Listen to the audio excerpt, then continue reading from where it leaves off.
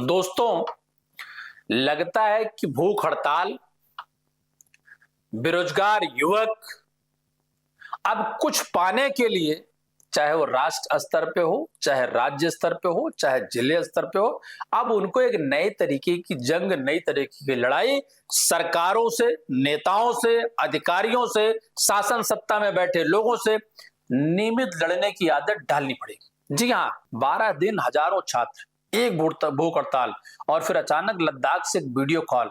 सवाल यह है, क्या झारखंड सरकार की चुप्पी तोड़ने के लिए एक सामाजिक कार्यकर्ता को बीच में आना पड़ा? क्या अपने ही राज्य के युवाओं की आवाज सरकार तक नहीं पहुंची, जो आखिर सोनम वांगचुक को आगे आना पड़ा? यानी अभी आपने एक परिणाम दिल्ली के जंतर मंतर से देखा, केंद्रीय शिक्षा मंत्री का त्यागपत्र, बिल संशोधन में सुधार शिक्षा को लेकर के, और जो कंपनियां या जो लोग इसमें वर्षों से लगे हुए हैं, खासकर पेपर लीक में, उन पर लगातार कार्रवाई का वादा और बेहतर कानून ताकि भविष्य में चीजें नहीं हो, उस पर की बात मुझे लगता है राज्य स्तर पर अगर कर लें तो झारखंड का जीता जागता उदाहरण है, जहां पर बच्चे आंदोलन कर रहे हैं। आज बात सिर्फ देवेंद्र नाथ महतो की नहीं, बात उन लाखों युवाओं की है जिनका कहना है कि सालों से भर्ती परीक्षाओं में गड़बड़ियां होती रही, लेकिन सिस्टम बदलने के बजाय सिर्फ आश्वासन बदलते रहे। जी, रांची का जयपाल सिंह मुंडा स्टेडियम इन दिनों झारखंड के युवाओं की उम्मीद और गुस्से दोनों का प्रतीक बन चुका है। 25 जुलाई से छात्र सत्याग्रह पर बैठे हैं। 2 अगस्त को छात्र नेता देवेंद्र नाथ महतो ने अनिश्चितकालीन भूख हड़ताल शुरू कर दी। उनका कहना था कि जब तक सरकार उनकी मांगों पर ठोस फैसला नहीं लेती तब तक वे पीछे नहीं हटेंगे। लेकिन 4 दिन बाद एक वीडियो कॉल ने इस आंदोलन की दिशा ही बदल दी। यानी लद्दाख के सामाजिक कार्यकर्ता सोनम वांगचुक, जिसको अभी आपने देखा कि लंबे समय तक वो भूख हड़ताल पर दिल्ली जंतर मंतर पे बैठे रहे, बाद में उनको मेडिकल इमरजेंसी कोर्ट के आदेश के बाद उन्हें अस्पताल ले गए और केंद्रीय मंत्रियों के आश्वासन पर उन्होंने अपना व्रत तोड़ा या उन्होंने अपना आंदोलन या भूख हड़ताल तोड़ी। लेकिन देवेंद्र महतो से लंबी बातचीत की उन्होंने महतो की बिगड़ती तबीयत पर चिंता जताई और कहा कि अगर आप पानी तक नहीं पी रहे हैं तो यह आंदोलन नहीं आत्महत्या की ओर बढ़ना होगा। उन्होंने अपील की कि आंदोलन जारी रखिए लेकिन अपनी जान जोखिम में मत डालिए।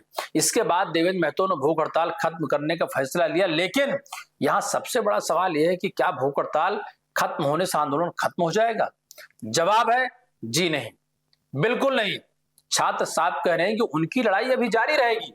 उनकी मांगे आज भी वही है जो 14वीं जेपीएससी परीक्षा रद्द हो, कथित पेपर लीक और नियमितताओं की निष्पक्ष जांच हो, भर्ती प्रक्रिया में सुधार हो, जिससे किसी गरीब छात्र को यह न लगे कि उसकी मेहनत से पहले सिस्टम हार चुका है।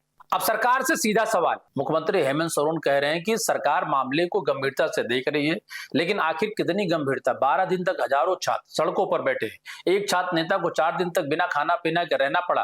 डॉक्टरों ने अस्पताल में भर्ती करने की चेतावनी दी, तब भी सरकार की तरफ से ऐसा कौन सा फैसला आया जिसने छात्रों का भरोसा जीत लिया? ये एक सवाल है। अगर जांच चल रही है तो उसकी समय सीमा क्या है?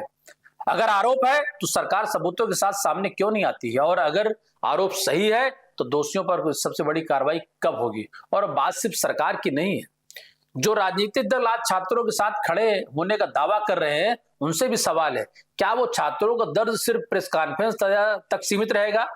क्या यह मुद्दा सिर्फ सत्ता को घेरने के हथियार बनेंगे? भर्ती व्यवस्था बदलने के लिए सभी दल मिलकर कोई ठोस रोडमैप क्यों नहीं तैयार करते? क्योंकि छात्र अब सिर्फ जांच नहीं मांग रहे, वे भरोसा भी मांग। ध्यान दीजिए, झारखंड में पेपर लीक और भर्ती विवाद कोई नया मुद्दा नहीं है। वर्षों से अलग अलग परीक्षाओं को लेकर सवाल उठते रहे। कई मामलों में जांच भी हुई, गिरफ्तारियां भी हुई, लेकिन हर नई भर्ती के साथ वही पुराने सवाल फिर सामने आ जाते हैं। आखिर क्यों? क्या हर बार सिस्टम फेल होता है या फिर हर बार युवाओं का भरोसा तोड़ा जाता है? झारखंड का एक छात्र सिर्फ नौकरी नहीं मांग रहा, वो पूछ रहा है कि क्या इस राज्य में ईमानदारी से परीक्षा देकर नौकरी पाना अब भी संभव है? जब हम टोटल पारदर्शिता, 21वीं सदी, एआई युग और बाकी बड़ी बड़ी बातें करते हैं। और दोस्तों, एक बात और कहना चाहेंगे, जो लोग दिल्ली के जंतर मंतर और धरने और पेपर लीक और छात्रों के भविष्य की बात करते थे, क्या आईना बदल गया है? आईने की बात मैं इसलिए कर रहा हूं कि वहां सरकार भारतीय जनता पार्टी की थी, लेकिन यहां तो सरकार इंडी गठबंधन या कांग्रेस या बाकी अन्य दलों को सपोर्ट देने वाली सोरेन सरकार है। तो वो छात्रों के साथ क्यों नहीं खड़ी है? दोहरे मापदंड क्यों है? देवेंद्र महतो ने भूख हड़ताल जरूर खत्म की, लेकिन आंदोलन नहीं। सोनम वांगचुक की अपील एक छात्र की जान बचाई। अब देखना यह है कि क्या झारखंड सरकार लाखों छात्रों के भरोसे को बचा पाएगी। फिर यह आंदोलन आने वाले दिनों और बड़ा रूप लेगा। फैसला अब सरकार के हाथ में है, लेकिन नजर पूरे देश की है झारखंड राज्य पर। बात मैं इसलिए कहना चाह रहा, तो बार बार ये बातें हम इसलिए कहते हैं कि सरकारों का जो चलन होता है वो एक जैसा होता है, क्या राज्य सरकार, क्या केंद्र सरकार। छात्र परेशान झारखंड में भी थे, छात्र परेशान दिल्ली में भी थे, लेकिन दिल्ली के लिए सदन 20 जुलाई से लेकर के आज तक सदन की कार्रवाई बाकी चीजों को लेकर के, राहुल गांधी से लेकर अखिलेश यादव से लेकर के ममता बनर्जी से या बाकी विपक्ष के जितने नेता थे, वो खुलकर झारखंड पर अपनी राय क्यों नहीं दे रहे हैं। ये चश्मे, ये नजरिए क्यों अलग हैं, ये एक सवाल है दोस्तों। क्योंकि छात्र झारखंड में भी है तो छात्र दिल्ली में भी है, छात्र दिल्ली में भी था तो छात्र झारखंड में भी है।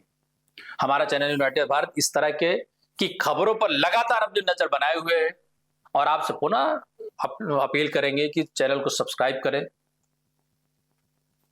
लोगों तक शेयर करें और अपनी राय जरूर दें, क्योंकि आपकी राय से बहुत सारी खबरों में सुधार, समझ और आपकी राय से ही खबरें बनती हैं और बिगड़ती भी। नमस्कार, धन्यवाद। आप देखते हैं यूनाइटेड भारत।